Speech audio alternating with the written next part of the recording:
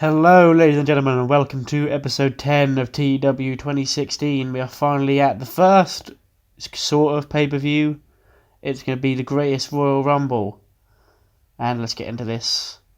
We are live from the Kingdom of Eastern Europe because Saudi Arabia is not on the game.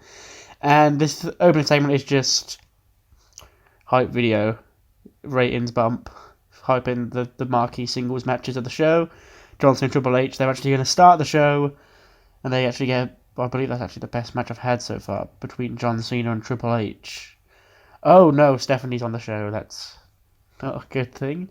John Cena beats him in 16 minutes of an AA, pretty much just what happened in real life, because they need to be on the show because they're advertised, and it's like a big show to attract the casual fans in Saudi Arabia, or Eastern Europe, as the game says.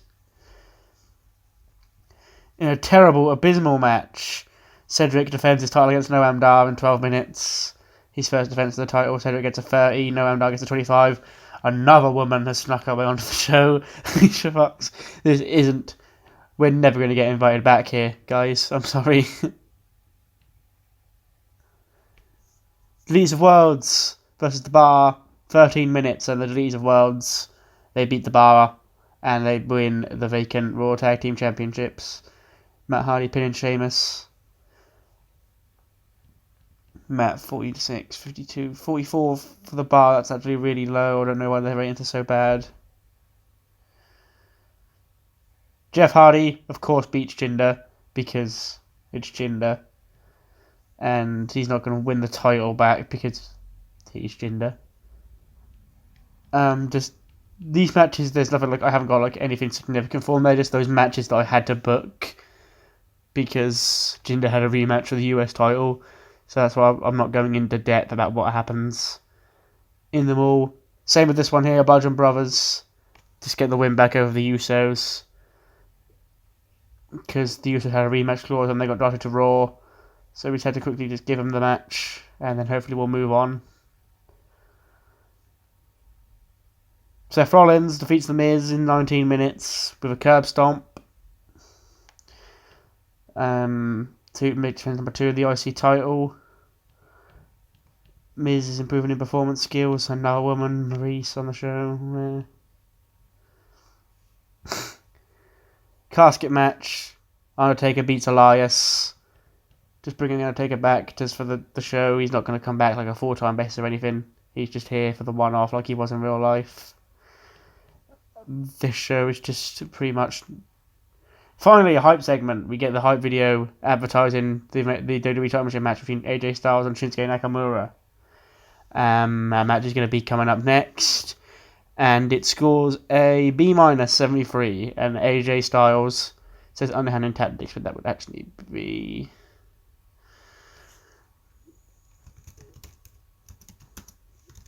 Have it tight. Yeah, I don't want to do the count-out finish like they did in real life, because... I don't want to, because it's just a shit finish. I need to find a way for the storyline to advance, but also not have a clean victory here. I didn't want to do the title change, so I had AJ. It would be roll him up with a handful of tights, because then Nakamura has still got the excuse, but AJ has beaten him and got a respectable win in 22 minutes to defend the WWE title. This hot segment of women I've just put here, which would never actually air on TV. It's just, I needed to get them on the show so they didn't bitch at me. Hype video showing the absolutely incredible, super amazing feud between Brock Lesnar and Roman Reigns, and how Roman's come so close to beating the Beast when he was going to get pinned at Mania 31 off the F5, but then Seth Rollins cashed in and saved his ass. Then how he got pinned clean at SummerSlam last year, and how he got pinned clean at WrestleMania this year. But he's got a rematch here inside Hell in a Steel Cage. It's a decent match. It says Brock Lesnar defeated Roman Reigns in a cage match where Brock Lesnar escaped the cage. No, he wouldn't have. That's just a shit finish. Well, yeah, we wouldn't do obviously the finish they did in real life because it was so botched and flawed. I would lean more towards the old-fashioned both the feet hit the floor at the same time finish, because then Roman's technically won, I guess, but he also didn't win because Brock also touched at the same time. But in Roman's eyes, he didn't know that Brock had touched, so he thought he'd won, so he's going to get angry that they announced Brock as the winner, blah blah blah, because we're not doing, because on the actual show Roman Reigns won the match, but they had to try and cover their ass, so that's just hullabaloo. Obviously they did want the cool visual of him spearing him through the side of the cage wall, but I'm willing to sacrifice that for an actual respectable, reasonable, understandable finish to a wrestling match. And it also does give Roman a chance for another match. Main event is... Have I even pressed it? I don't want to press it in case. That's my bandy cam popped up.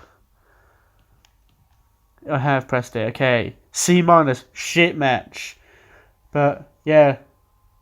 Wait.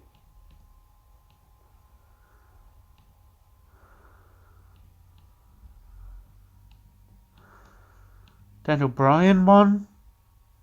Fine. Okay. Daniel Bryan won the Greatest Royal Rumble. Because I did actually leave this one. I left it to be... I forgot. I was just checking. Well, I remembered now. I did leave it so the game could decide. Because I was going to put Braun to win. But I thought, no, we'll let the game pick. See who the game wants to win. Because it doesn't really matter to anything. It's not really going to advance any storyline. It's not going to be... I'm not going to use it as a plot device, basically. So it's just let the game decide who they think the game wants to win. The game picked Daniel Bryan. And it said the other members of the Final Four: Finn Balor, Kane, and Dolph Ziggler.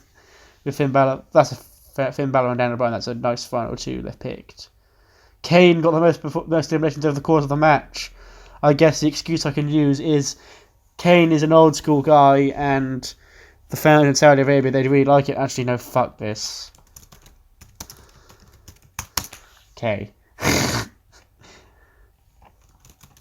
I probably should have set who the Final Four should be, but then not picked the winner then. But I'll keep Dolph in there, whatever. So in the match we had Aiden English and Andrade Almas, Apollo, Baron Corbin, Big Cass, Big E, Bo Dallas, Bobby Lashley, Bobby Roode, Braun Strowman, Chad Gable, Chad Lale, who actually hasn't debuted on NXT yet, but I thought he'd be a decent guy to put in here instead of like the NXT guys I put in there in real life. I've got Kurt Hawkins, Curtis Axel, Daniel Bryan, Dash Wilder, Dolph Ziggler, Epico, Fandango, Finn, Goldust, Heath, Hideo, Kalisto, Kane, Carl Anderson, Ono, Kofi Kingston, Luke Gallows, Mojo Rawley, Montez Ford from NXT. Instead of Tucker Knight, I put Montez Ford in. Mustafa Ali, Pete Dunne, I put him in there.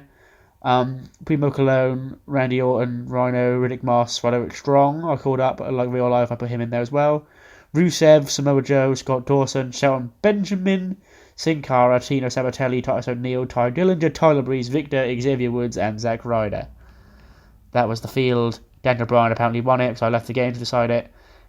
Apparently decided I was going to put Kane in the Final Four. I changed the fuck out of that. And the show ends and scores us C+, I'm guessing. Yep, 66 C+, lost popularity in 23 regions. Ironically, never gained us improperly in any regions, including Saudi Arabia. And who did good? Brock Lesnar 76. No, actually, yeah.